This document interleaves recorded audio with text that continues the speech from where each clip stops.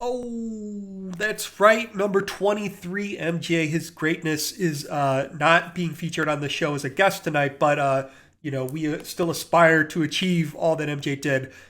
So fantastic episode that we have in store. But Chewy, how are you? How you doing?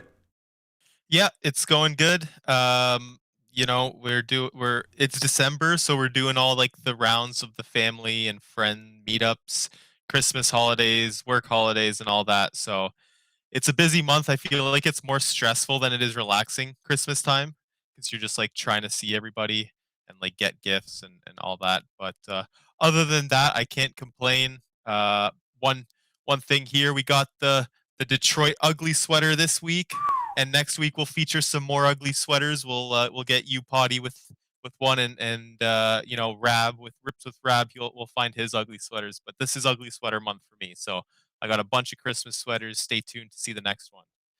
How's Yeah. it? How's it going over there? Well, the penthouse, to be honest, is a little lean on the the sweater game these time of year, so I need to stock up.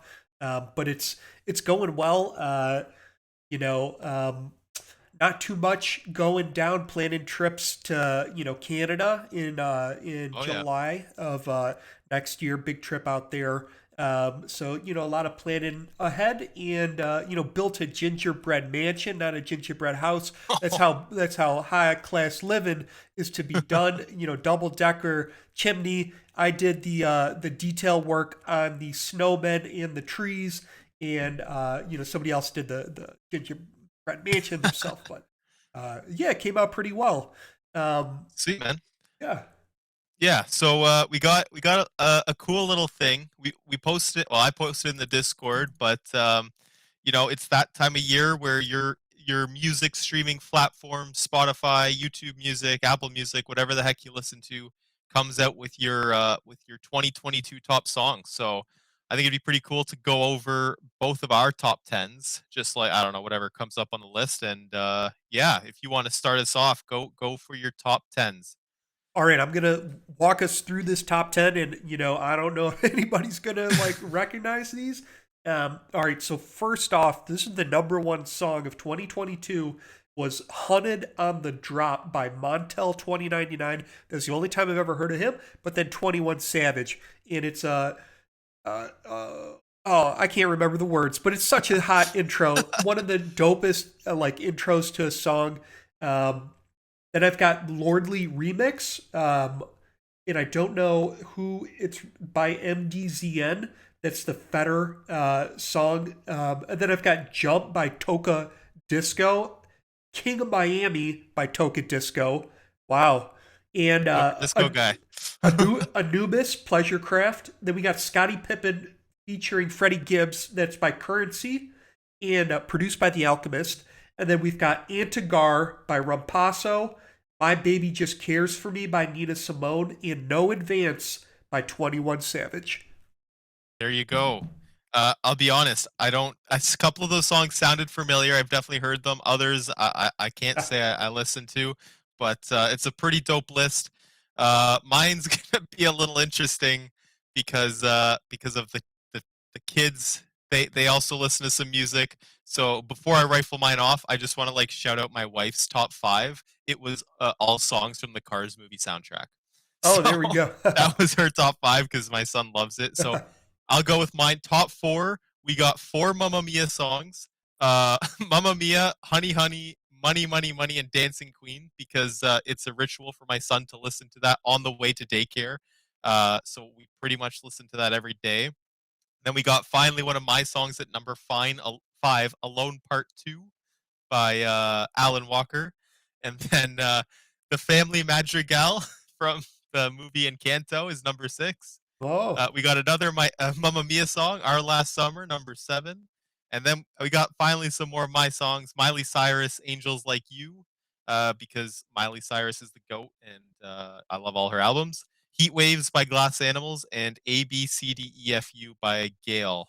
And then after that, oh, it's like a bunch of Alan Walker. So yeah. yeah, got a lot of the soundtracks on my list. Wow. Yeah, you covered a lot of musical ground, a lot of genres. That's a healthy and robust library you got there. So compliments to you. Um, yeah, it's interesting how those things like turn out. Based on algorithms that take a lot of inputs and based on your behavior. I'm sure like the tracks that you might have skipped through or like fast forwarded. Exactly. Yeah. All that engages into it. So it's pretty impressive. Um, so, we've got a good episode in store for you here. Obviously, we're going to start with our standings. Then we've got a little sneak peek at the final special team standings. Then we're going to look at playoff predictions. We're going to talk about team relocations and then move to our plays of the week. Before we go to pro standings, I do want to show a couple of cards this week.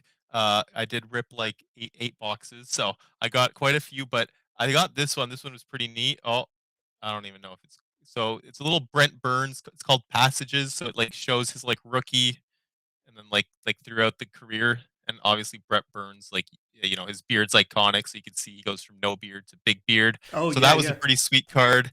And they came out with a new series, a new card. It's called Freestyles, and I don't know, it looks pretty sick. It's got like a graffiti style. Mitch Marner, one of my favorite players.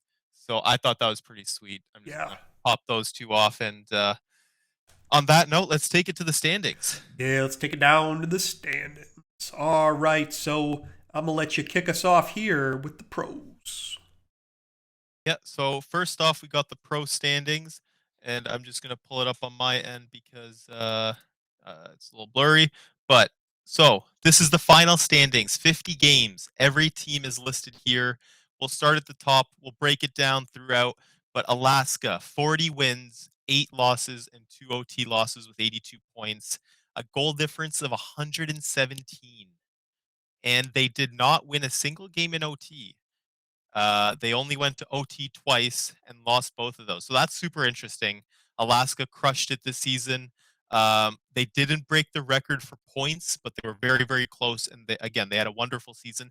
Jacksonville, number 2, 40 wins as well, but they had 9 losses and 1 OT loss. Goal difference of 76 and 3 OT wins.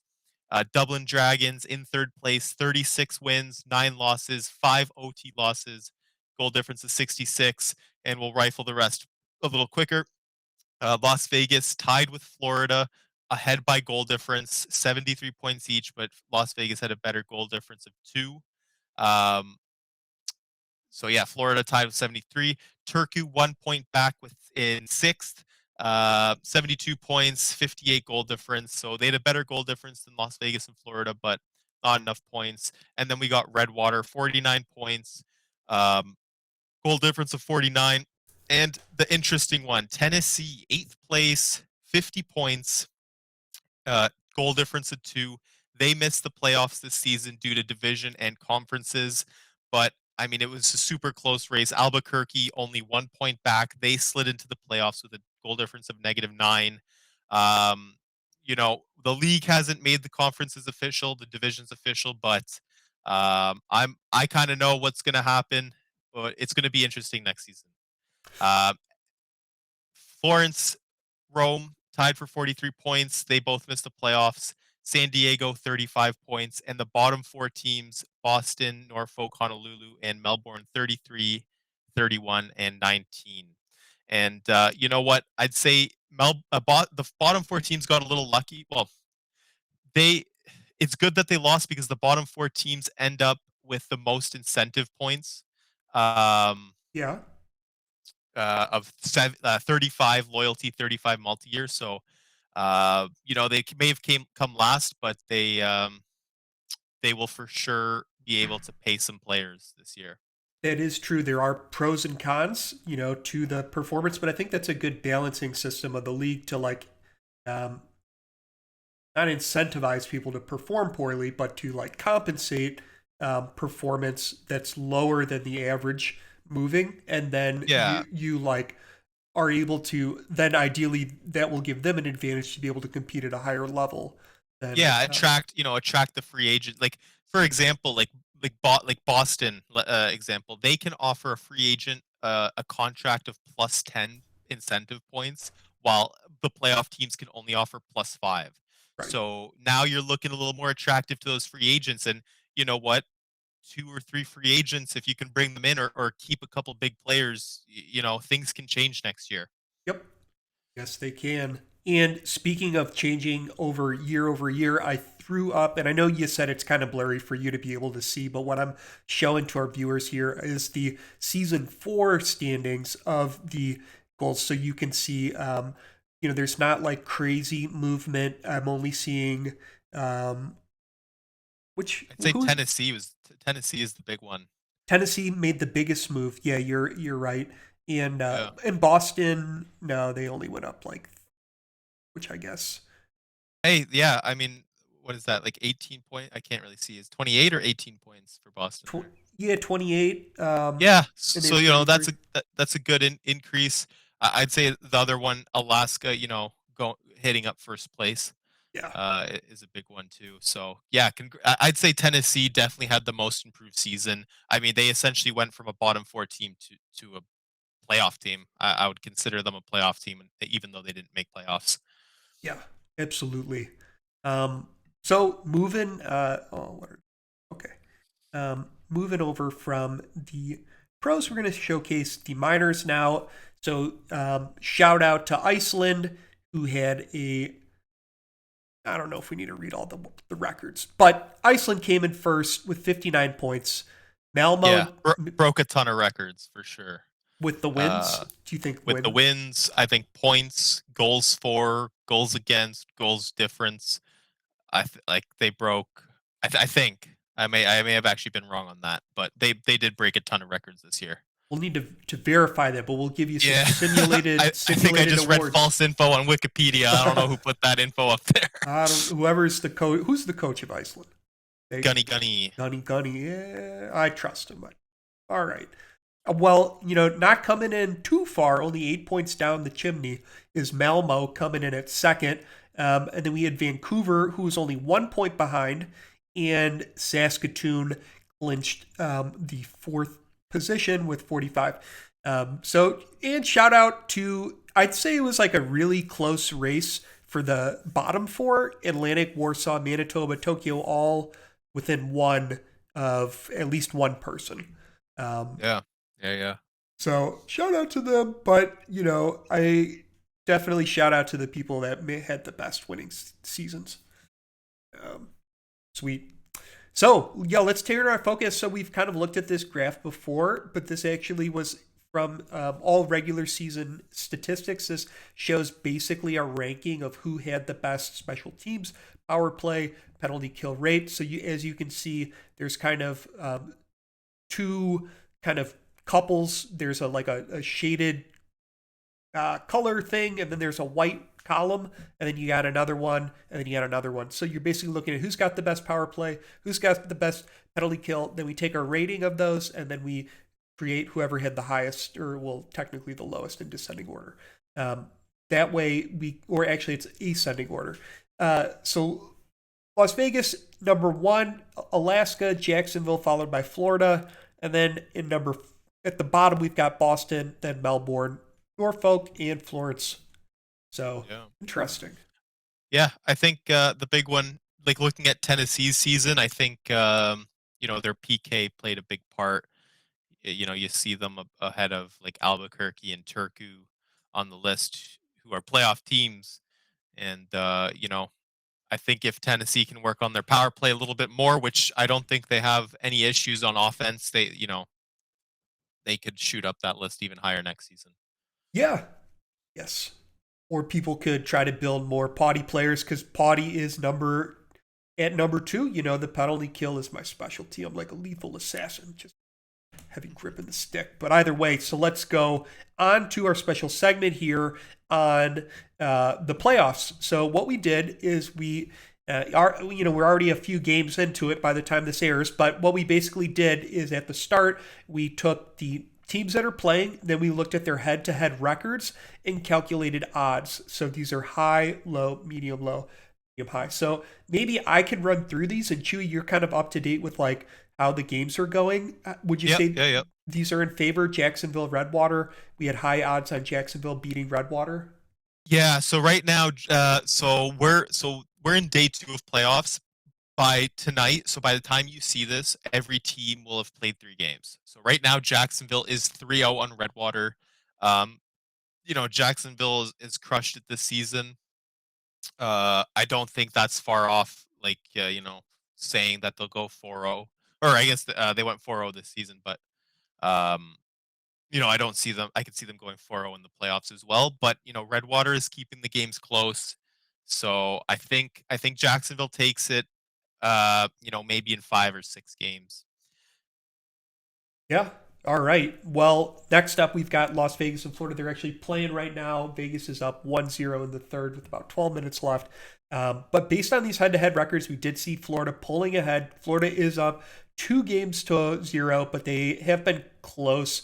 And there's been, just doing my due diligence. The Doug is like switched his strats like a lot. So maybe he's finding something that's going to work. We'll see how it plays out in the third game. But right now, Florida's in the lead. Yeah, yeah. Live update. Oh, that was almost 2-0. Live update right now. Vegas is winning 1-0 with 10 minutes left, and Vegas is interesting because Doug does a lot of this stuff himself. And he had a couple coaches that moved on to other teams or ran their own team. I think Doug you know, can make some splashes with some crazy strats, like throwing the game off a little bit. And as we're seeing right now, it's working. Hopefully they can hold on for another 10 minutes. But this series I could see going to like 6 or 7 games to be completely honest with you. Well, I guess we'll just have to see. Um, Yep. but who Next knows? up, we got Yeah. in the Mr. Hockey Conference, we got Alaska versus Albuquerque. So number 1 in the standing versus number 9. Alaska swept Albuquerque this season 6-0. Didn't even let them go to OT this season. Um, but as you can see, day 1 playoffs, uh, Albuquerque came in strong. They won their first 2 games.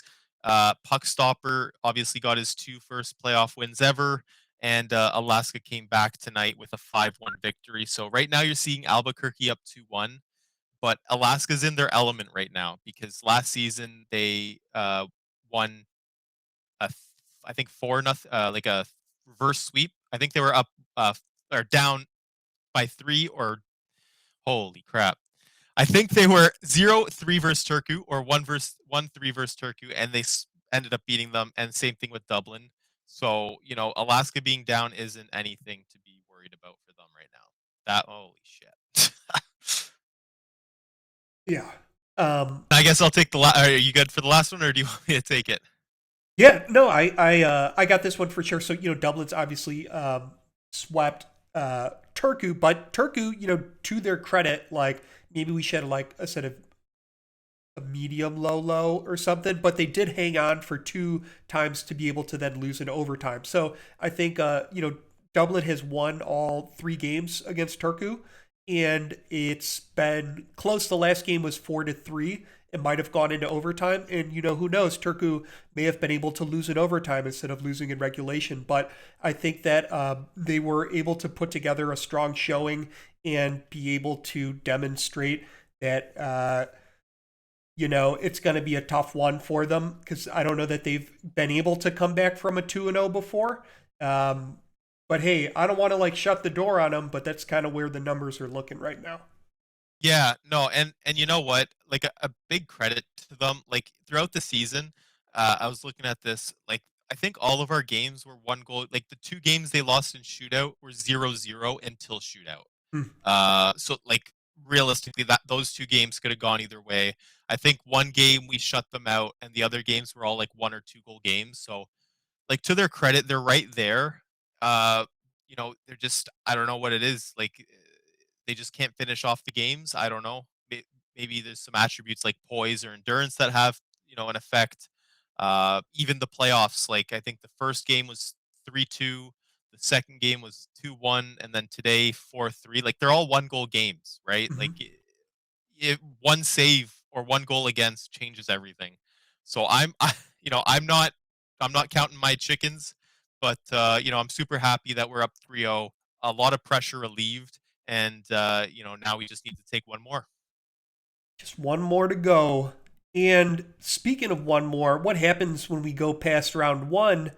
If we take the predictions we've outlined here, we'll be seeing Jacksonville versus Florida in Alaska versus Dublin for round two.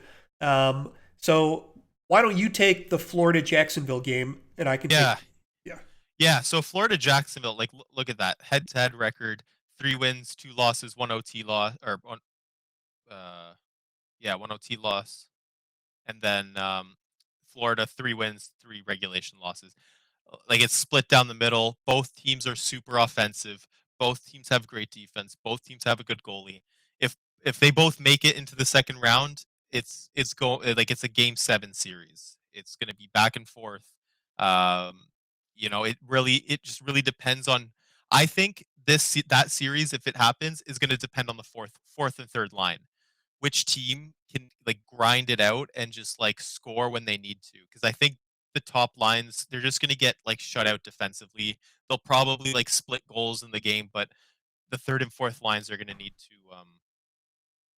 show up for the series. yes, yes, they will. But that's the work we're putting in. And so the Alaska Dublin, like being on Dublin last season for this, we were up 3-0, right? Or was it 3-1? 3-1. Yeah, we were up 3-1. 3-1 I last thought season. it was in the bag and it just like continued to like cycle over and over. That's where I really wonder, is there like some sort of game mechanic that is like based on this series simulations that we play, that if a team is losing by this, that they get like these boosts. I don't know. I'm not trying to be a sore loser, but it seemed like pretty crazy that could happen. Either way, they won fair and square. So, for Dublin, I think that Dublin's put together like a really impressive team and program, and they've like, just from the experience that I had, it's like very very well done, or well like orchestrated, and I give them credit to be able to take this, but it's going to be a close race. I think Dublin just needs to like make sure to close it out. Yeah, yeah. That almost went in. Um, yeah. So it looks like 5 seconds left. Las Vegas takes this one 2-0. Yeah, this series. Oh man, that there's you know what, this season has some really good playoff hockey. Um, it's yeah, it's insane. But what happens, after round two, Potty? We get to round three. And who do we have here? Jacksonville and Dublin by the odds. And it's a limited kind of data set here. We only have two games against each other. Certainly didn't go out in Dublin's favor. So maybe the odds are like closer to, instead of being high low, maybe a medium high, medium low. But we're just basing this on the data that we have available. So, Chewy, what do you think about this? Yeah. From experience, I think in season 3 or 4, Jacksonville made the play. Season 3, Jacksonville made the playoffs. We saw them round one, and they were expansion team, the first expansion team to make playoffs. That was the year we actually won the cup too, and they took us to 7 games in round one. It was like not an easy series to watch. Ever since then, I just feel like every Jacksonville Dublin game is like my ass is clenched all game. They play really well against us. I don't know what it is. I think this season they beat us by a lot. I think there was one game it was like 6 or 7-0, or 6 or 7-3. I don't even remember. But if we see Jacksonville and Dublin in the finals, I think that will be your best finals you ever see, because man, the history between these two teams. Jacksonville's got a lot of great people. I just think the Twitch chat will be one to watch for that if it happens. Yes, if it happens, because I think a number of teams would say otherwise. But hey, we're here to report the facts and be unbiased on Rinkside for the greater glory of goals. We are now going to turn our segment to some, announcements, changes in teams. So I'm going to show the first logo, and then Chewy, why don't you kind of talk us through what happened here? Yeah, so we got the Boston War Unicorns. So Eric Newton Vampirico, the original owner, he ended up stepping down, and Sunsteel Fletcher Reed ended up moving his team over to Oh, North Bay. Yeah, here it is. So we got the North Bay Mallards incoming this season. I actually love it. I wanted to do a Canadian team originally. It didn't happen, and I'm glad we finally have a Canadian pro team. Outside of Dublin or whoever will be next season, this is by far my second favorite team in the league. Second favorite. Well, let's talk about your first favorite. Or Yeah, no bias. We got the Dublin Dragons. Unfortunately, the rain has come to an end. We couldn't come to an agreement with our arena, couldn't get it built. Feels like an Arizona Coyotes situation, but we will be heading over to Copenhagen as the Vikings. So, I posted that YouTube video of like our hype anthem. I- I'm just so excited for this relocation. New colors, new team, new jerseys, and yeah, we're staying in Europe, but there's going to be a battle of the Nordic countries with Copenhagen and Turku once again. And an interesting one here: Melbourne Martyrs will be moving over to Boston. Boston had a spare arena after the War Unicorns left, so Melbourne up and went into the locker room, but they're not going to be the Martyrs anymore. They're going to be the Buccaneers, and I hope I said that one right. But the Buccaneers, will be in Boston next season. With a big shout out to Shaboy Sean. He's the new co-owner with Phil O'Brien for the Boston Buccaneers. yeah, well, nice. A lot of big changes so far announced. So let's take a look. And Uh, yeah, I have a feeling there's going to be one more relocation. You know, seeing as I know all the relocations, we're waiting on one more. I wonder who it'll be. Maybe you'll find out next episode if they announce it. who knows what it could be? But find out on the next episode of Rinkside, maybe, or two or three. But we'll hopefully on the next one. Okay, so moving on to our plays of the week. So we've got the first one looks like we've got who's that striker coming down? Or is that Steele? Yeah, Steele. You got Steele, passes it to Lee with the sticky finger backhand slaps, fingernail sticking to the side of your cheek. That's what I'm talking about. What a crazy goal that was. Somebody check the stick tape because that looked to be some type of an adhesive substance was on there. But moving on to number two. Yeah, from the same game, next goal here. This one was just a beautiful backhand. I don't know if you've ever played hockey, but the amount of strength that actually takes to like backhand the shot that Oh, accurate and over the goalie, huge shout out to striker there. yeah, and it's not like she took like a huge, kind of like a golf swing. She was literally had like 3 inches of clearance to do that. And Yeah. the fast twitch muscles are insane. Okay, so now let's talk about one of the best haddies of the week. We had Rose coming down to seal the deal for Dublin. Did you score all 3 goals in that game? Yeah, yeah. Well, Wow. hat trick, yeah, so three goals. Second Hattie of the season. Second Hattie. Wow, what a fantastic demonstration. And now we've got number four. Yeah, one more Dublin clip. But we got this slap shot was Oh, just insane. oh yeah. Like from the circle, that angle is weird, and big clapper. Clapper. And talking about clappers, let's give a round of applause to our hat trick of the week. We've got Trev coming down from Florida. We're going to look at all 3 of these goals. Want to shout out to Trev, who kind of took me on into Florida, set me up to be next year I'll be the sole owner of it. So I really wanted to thank Trev for everything that he's done. He's been super generous. And I remember the interview we had with him where he spoke about, what it meant to like deliver leadership. And it was so selfless. I think he's like if anybody can vote for MVP, I'd vote for Trev. Or maybe not, I don't know, MVP or ambassador, one of these two. Well, let's talk about it. But awesome guy, and I thought really did a lot for people in the league. So let's move on to the second one. Okay, I guess I'll take this one too. Oh, sorry. I was zoned out there. And we got Lopez with another goal right over the diving for Unicorn player. Trev takes it up all alone, does some handy moves. He ends up losing it, but a nice pass to give him a nice finish for goal number 2. Goal number 2, and moving on to goal number 3, we've got this fantastic. We've got Arthur to Lopez with another backhand into the goal.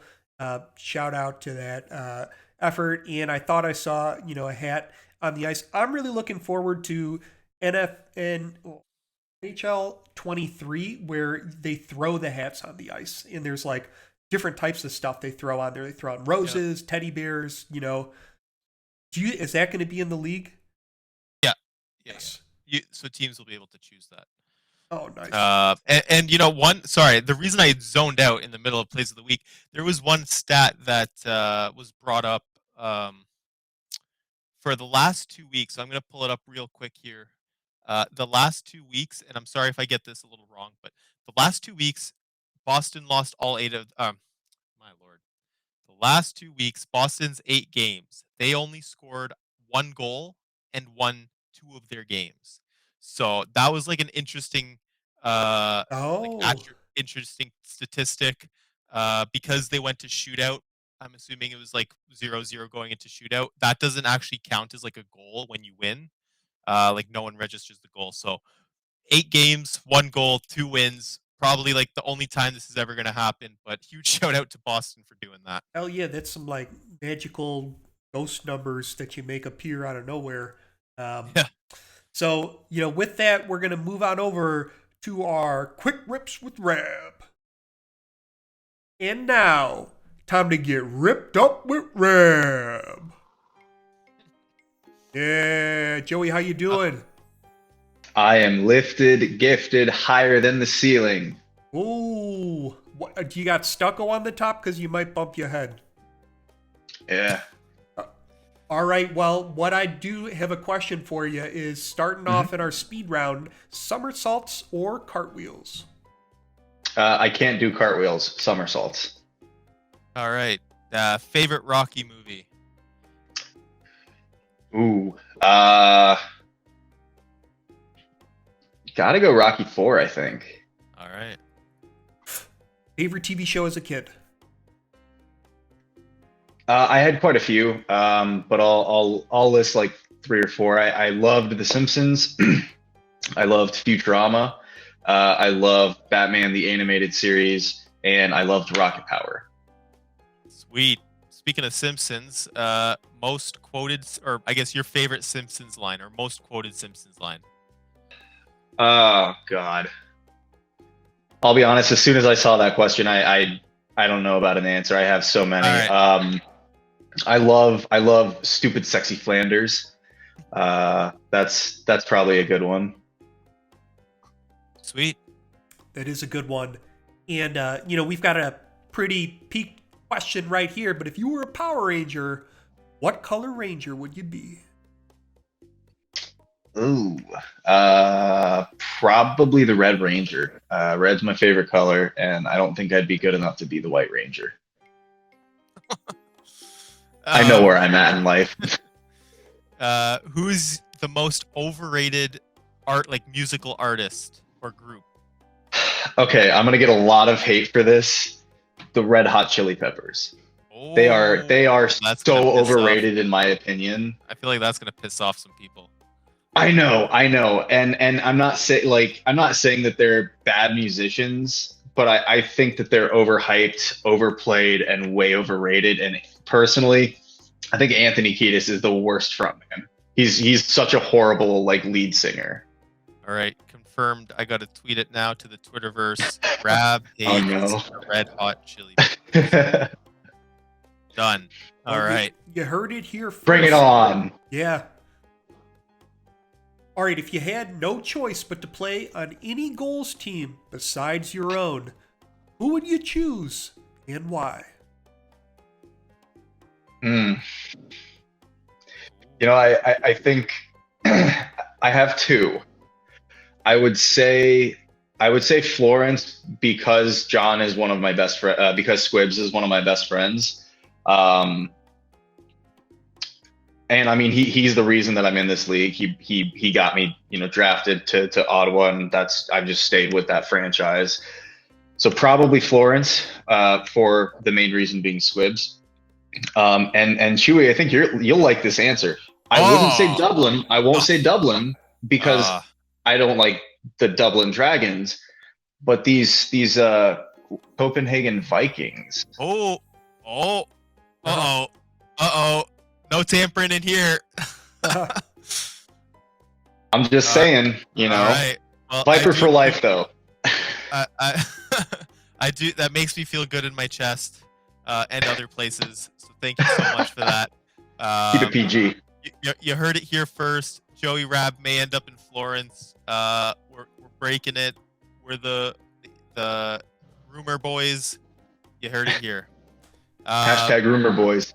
Hashtag rumor boys. So real quick, next week, make sure you got your Christmas sweater because we'll have some more Christmas questions. But holiday season is here, and what's on the top of your Christmas list? Well, I will say, getting another Xbox One Series X. I did get one like for my birthday. Had it a week. It won't turn on. There's no power in it and everything. So probably that. I'll just end up buying another one. Have you tried But turning it off and turning it back on again? that was like the fourth thing that I tried. Oh, it's got to be the first. But it wasn't to be. Otherwise, I really since like I graduated high school, I have never had like a good Christmas list. I never know what I want, and I'm at the age where it's like, don't buy it for me. I'll just go out and buy it. That's what I tell my wife. I have a job. Yeah, like everybody in my family is always mad because I won't have like a birthday list or Christmas list until like the week before, and they get so upset about it. Yeah, it's like if I want it, like I've already bought it, or I'm going to buy it very soon. Exactly. Sweet. When you got one turn on, more? when you turn on your Xbox, does the light come on? It was not. No, the controller would turn on because it had batteries in it, Right. but it wouldn't connect because the Xbox console was not turning on. So And you I don't, did end up returning it, but you returned it. Yeah, so I want to go buy another one. I like bought it with the like safety plan or whatever. Oh, nice. I see you got a warranty. Yeah, that's the word, warranty. God, the safety plan, Can I buy some safety plan with my Xbox? Yeah, so I returned it, and I'm gonna end up getting another one, within the next week or so, hopefully, if I have a day off. Sweet. Do that quick so you can create your team and goals for 20. I need to. I really need to. All right. Last question there, Potty. Okay, yeah, last question. If you could have dinner with any one famous person, dead or alive, who would you want to meet? I would probably say, unfortunately, he just passed a few years ago, but Neil Peart, the drummer of Rush. Rush is my all-time favorite band. Neil Peart is the reason I became a drummer. Yeah, so definitely Neil Peart, and just kind of pick his brain on his entire life. He meant a great deal to me, and I will not lie, I absolutely cried when I heard he died. So definitely Neil Peart. Yeah. Well, shout out to him. Shout out to you for hopping on. And until the next one, let's keep getting ripped up with Raab. Thanks, guys. Well, Chewy, that was a pretty ripping round of questions that we just had. Always a pleasure having Joey on the show. As we close it out, any thoughts for our viewers? We got playoffs. By the time the next episode comes out, we'll probably be looking at like the finals. Huge shout out to all the teams that made it, and a big shout out to all the teams that didn't and are working their asses off this off season to do it. So good luck, everybody. Good luck and good night.